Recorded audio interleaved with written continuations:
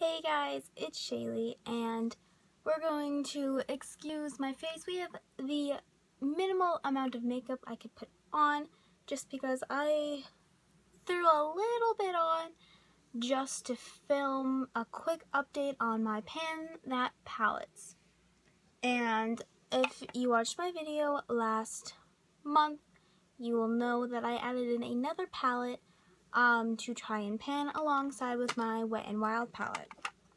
So I'm going to show you my Wet n Wild one first, and we're just going to explain what happened within this month. First of all, here's my palette. That broke off this month, so that was great. And I'm just going to get a little bit closer so I could show you guys. This is what my palette looks like right now. So let's just explain what happened right here. So yesterday I was doing my makeup and I tapped my brush on this palette, and this shadow decided that it wanted to crumble. So it crumbled and it fell on my leg slash like makeup brush holder area thing. So I picked up what I could and I put it into this pan that was empty before, and I repressed that because I did not want to have to deal with trying to deal with this and repressing all of that. So I'm going to focus on this now and try and finish that up, and then I'll move back down to here, which truthfully I don't really mind, but I have made a lot of progress on this one. But yeah, that's what happened yesterday, so it's really hard for me to be able to show you guys like my progress with this shade just because of what happened, but that's what happened. And this silvery shade I have made a lot of progress on. At the beginning of this month I was using it as a lid shade. The beginning of last month, sorry, it's July now. I was using it mainly as a lid shade, but then I really got sick of shimmery eye looks because I've been doing them for so long, so I changed to a matte look, and I've been using this as my inner corner highlight, and I'm just putting like a little bit more of like a champagne-y white color over it to brighten it up a little bit more. So that's how I've been making progress on this one. And I think I'm gonna try and focus on using this as a lid shade, just like for maybe a week, or like once or twice every week, just to get through this a little bit quicker. And for these other shades, this green, the light green, the dark green, and this duochromy brown green blue shade, I haven't really used. I've used some of this green shade. I have been using this a little bit, not a lot, but a little bit. So there's not really any progress on these three, which I don't want to repeat myself, but if you guys know, I'm trying to finish this shade. Well, I want to completely finish this shade. I think I can finish this shade now completely. I think I can do that, but these three I've been really iffy on. So this month, I've decided that for at least 1 week, I'm hoping for 2 weeks, I'm going to be using these two green shades right here and right here. This one I'm still not sure about because it's kind of difficult for me to use because it's not like something I'm used to using.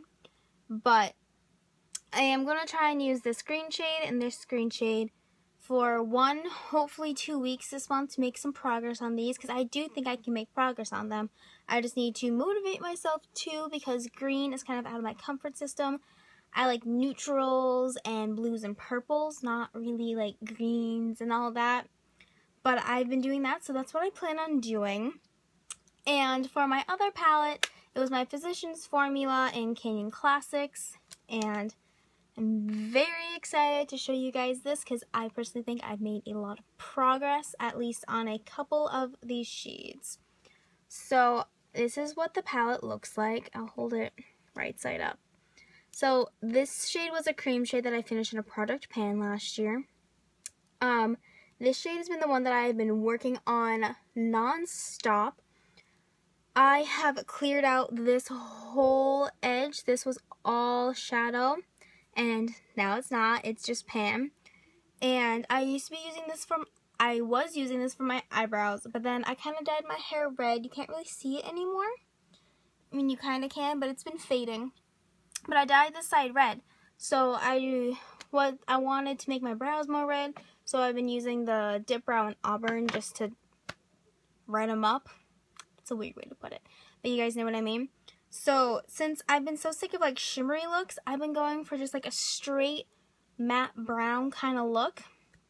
And I was also doing like using this basically as like my crease shade.